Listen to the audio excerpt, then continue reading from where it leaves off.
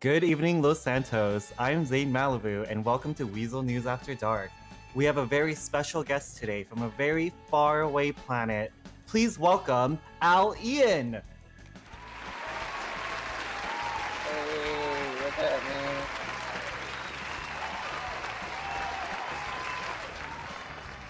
Welcome, Al. Thank you so much for coming on Weazel News After Dark. How are you doing?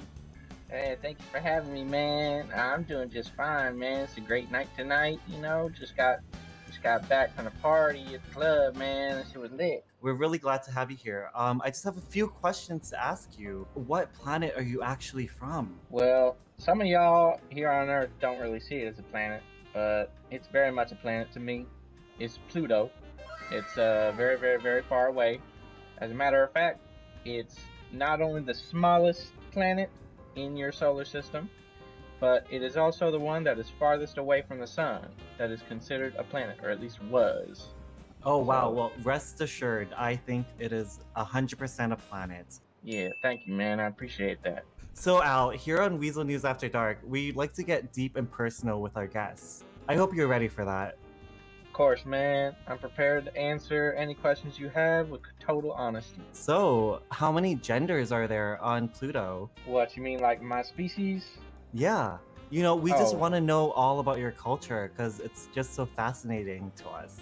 for starters, we're basically the only fauna on Pluto, and that basically means like the only like multiple cell organisms, and we don't really have genders. Like is basically all of them just like pretty much look just like me, but with no clothes on and shit like that. You feel me? Mm-hmm. Okay, so how does reproduction work on your planet? Very rare type of flora that grows underneath the crust of Pluto, and we go digging for it. Once you find it, you take it and extract the roots, and you eat it. And then once you can pass the roots, basically it grows another plant. There's three stages of the pod. All right. There's the first stage where it's very small, and it's dark, and it's got like a kind of like a purplish blue color to it. And then there's a second stage where it starts to glow, and then it becomes more bluish over time. And then the third and final stage is when it's very, very large, and it's mostly green and completely glowing, like all the way. Oh, And that's when wow. it's closest to hatching. And when it hatches, it's basically just a little green man, as y'all would call it, pops out of it, and they're ready. They're equipped with all the tools that they need to settle on Pluto, man. Oh, wow. Well, you heard it here first, folks. People from Pluto are flora, and they hatch. And we're back.